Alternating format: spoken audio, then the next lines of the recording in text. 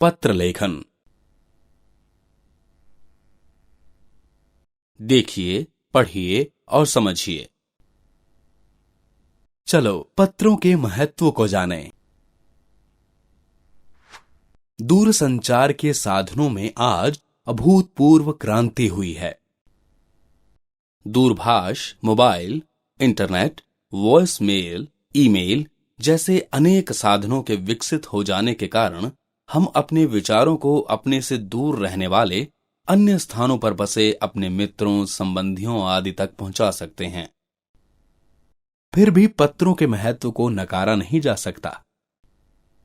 पत्र लेखन आज भी अनेक दृष्टि से आवश्यक तथा उपयोगी हैं। पत्रों के माध्यम से अपने विचारों को प्रभावशाली ढंग से व्यक्त किया जा सकता है। आवेदन या प्रार्थना पत्रों में किसी अधिकारी या संपादक तक अपनी कोई समस्या या शिकायत पहुंचाने के संदर्भ में केवल पत्रों का उपयोग ही कारगर होता है। पत्र अन्य साधनों की अपेक्षा बहुत सस्ता साधन है, इसलिए आम आदमी की पहुंच में है। पत्रों को भविष्य के लिए प्रमाण के रूप में सुरक्षित रखा जा सकता है। पत्र पत्रिकाओं में अपने क्षेत्र से संबंधित किसी अन्य महत्वपूर्ण समस्या को प्रकाशित करवाने में भी पत्र लेखन का ही सहारा लिया जाता है। अच्छे पत्र के गुण को समझें। पत्र का लेख सुंदर हो। पत्र की भाषा सरल, वाक्य छोटे तथा प्रभावशाली हों। पत्र के विषय को व्यवस्थित तथा क्रमबद्ध ढंग से व्यक्त किया गया हो। विषय की पुनरावृत्ति न हो। पत्र में पत्र लेखक और पत्र को पाने वाले की आयु, योग्यता और पद के अनुरूप संबोधन, अभिवादन तथा समापन की उपयुक्त शब्दावली का प्रयोग किया गया हो। पत्र में लिखने वाले का नाम, पता तथा दिनांक का अवश्य उल्लेख होना चाहिए। पत्र के प्रकारों को याद रखें। पत्रों को दो वर्गों में बांटा जा सकता है। अनौपचारिक पत्र। इस वर्ग में वैयक्तिक तथा पारिवारिक पत्रों को सम्मिलित किया जाता है। औपचारिक पत्र। इस वर्ग में प्रार्थना पत्र, आवेदन पत्र, शिकायती पत्र, संपादक को लिखे गए पत्र आदि आते हैं। क्या है पत्र के अंग? सामान्यतः पत्र के 4 अंग होते हैं। भेजने का स्थान, दिनांक तथा पता। आजकल यह पत्र के ऊपर बाईं ओर लिखा जाने लगा है। संबोधन एवं अभिवादन। जिसे पत्र लिखा जा रहा है उसकी आयु, योग्यता, संबंध तथा पद के अनुरूप संबोधन तथा अभिवादन शब्द प्रयुक्त किए जाते हैं। विषय वस्तु। यह पत्र का मुख्य भाग होता है। समाप्ति। पत्र के अंत में पत्र लिखने वाला पत्र पाने वाले व्यक्ति या अधिकारी से अपने संबंध के अनुरूप शब्दावली का प्रयोग करता है तथा उसके नीचे हस्ताक्षर भी करता है। आजकल यह भी बाईं ओर लिखा जाने लगा है। पत्र लेखन में संबोधन यानी प्रशस्ति, अभिवादन तथा समापन अंत में प्रयुक्त किए जाने वाले शब्द हैं। अपनों से बड़ों के लिए संबोधन। पूज्य, पूज्या, पूजनीय, पूजनीया, आदरणीय, आदरणीया, मान्यवर, श्रीमान, श्रद्धेय आदि। अभिवादन। सादर चरण स्पर्श, चरण वंदना, सादर प्रणाम आदि। समाप्ति।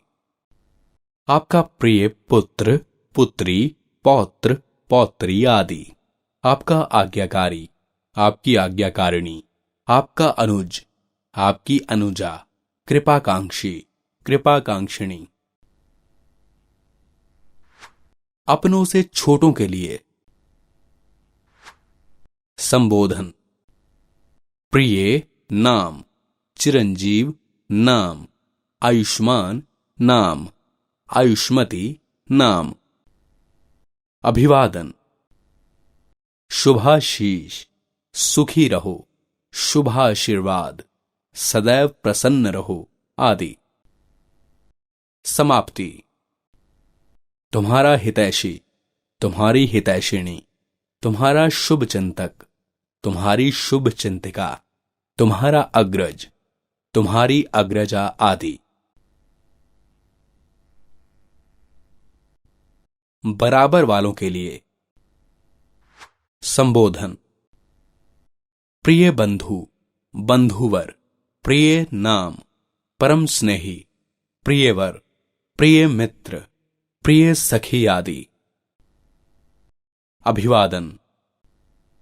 सप्रेम नमस्कार, नमस्कार, सप्रेम नमस्ते, मधुर स्मृति, स्नेहिल अभिवादन आदि। समाप्ति।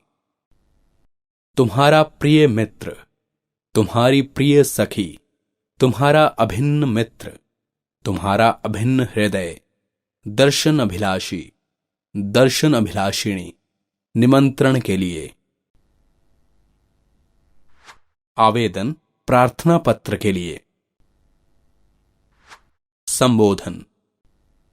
श्रीयुत प्रधानाचार्य, प्रधानाचार्या महोदय, मुख्य अध्यापिका महोदय, मुख्य अध्यापिका महोदया। अभिवादन।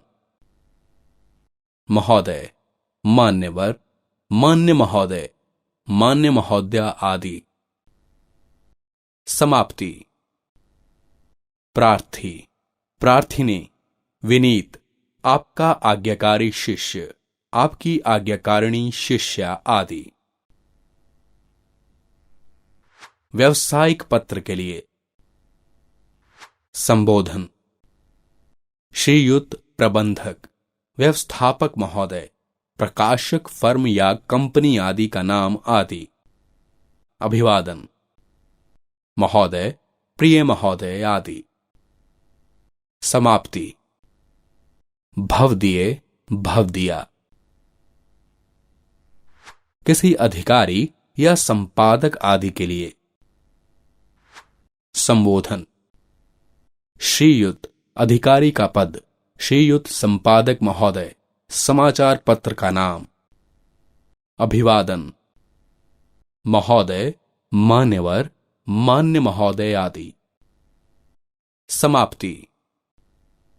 भव दिए, भव दिया। अनौपचारिक पत्र। आपने अपना जन्मदिन भारतीय पद्धति से मनाया।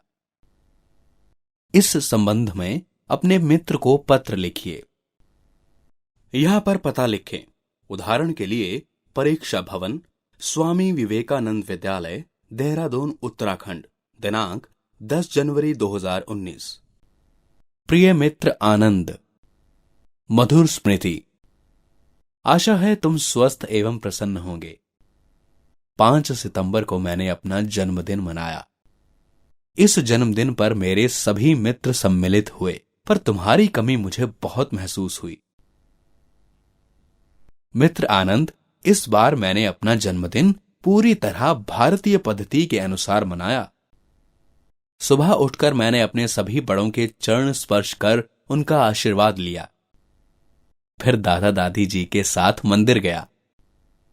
घर आकर सबसे पहले सुंदरकांड का पाठ हुआ। उसके बाद यज्ञ हुआ। दोपहर में प्रतिभोज का आयोजन था। मित्र, इस बार मैंने ना तो केक काटा, ना ही मोमबत्तियां बुझाईं। दादाजी ने मुझसे दीप प्रज्वलित करवाया था। हवन के उपरांत हम अनाथालय गए, जहां हमने वहां के बच्चों को खाना खिलाया। मुझे इस बार अपना जन्मदिन मनाकर बहुत अच्छा लगा। मैं चाहता हूं कि तुम भी अपना जन्मदिन भारतीय पद्धति से अवश्य मनाकर देखो, तुम्हें अच्छा लगेगा। अपने माता पिता को मेरा प्रणाम कहना। तुम्हारा अभिन्न मित्र क ख ग। अन्य उदाहरण आपकी पुस्तक में दिए गए हैं, उन्हें ध्यान से देखिए। औपचारिक पत्र। दिल्ली परिवहन निगम के बस संवाहक के शिष्ट तथा सभ्य व्यवहार की सूचना देते हुए परिवहन निगम के महाप्रबंधक को पत्र लिखिए तथा उनसे संवाहक को सम्मानित करने का आग्रह कीजिए। महाप्रबंधक महोदय, दिल्ली परिवहन निगम, सिंधिया हाउस, नई दिल्ली 110001। दिनांक 19 जुलाई 2019। विषय बस संवाहक के सभ्य एवं शिष्ट व्यवहार के संबंध में। मान्यवर, इस पत्र द्वारा मैं आपको बस संवाहक श्री जय सिंह के सभ्य एवं शिष्ट व्यवहार के बारे में बताना चाहता हूं। मैं पटप्पड़गंज क्षेत्र का निवासी हूं और रोजाना वहां से 8:25 प्रातः को आने वाली रूट संख्या 740 की बस पकड़ता हूं। इस बस के संवाहक श्री जय सिंह का व्यवहार अत्यंत सौम्य, मधुर एवं शिष्ट है। वे सभी यात्रियों से नम्र व्यवहार करते हैं तथा किसी प्रकार की झिकझिक नहीं करते। उनका प्रयास रहता है कि किसी यात्री को कोई परेशानी न हो। वे प्रत्येक स्टॉप पर बस रुकवाते हैं और यात्रियों के चढ़ने उतरने के बाद ही बस चलने का संकेत देते हैं। वृद्धों, महिलाओं तथा विकलांग यात्रियों का वे विशेष ध्यान रखते हैं। उन्हें सीट दिलवाने और बस में चढ़ने उतरने में कोई परेशानी न हो, इसका भी ध्यान रखते हैं।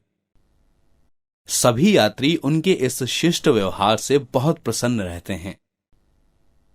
वह अपने कर्तव्य का सदा भली प्रकार निर्वाह करते हैं। आपसे निवेदन है कि ऐसे कर्तव्यनिष्ठ एवं शिष्टाचारी संवाहक को सम्मानित करें ताकि अन्य बस संवाहक भी उनसे प्रेरणा ले सकें और यात्रियों की यात्रा सुखद बन जाए। धन्यवाद। भवदीय क ख ग। अन्य उदाहरण आपकी पुस्तक में दिए गए हैं, उन्हें ध्यान से देखिए।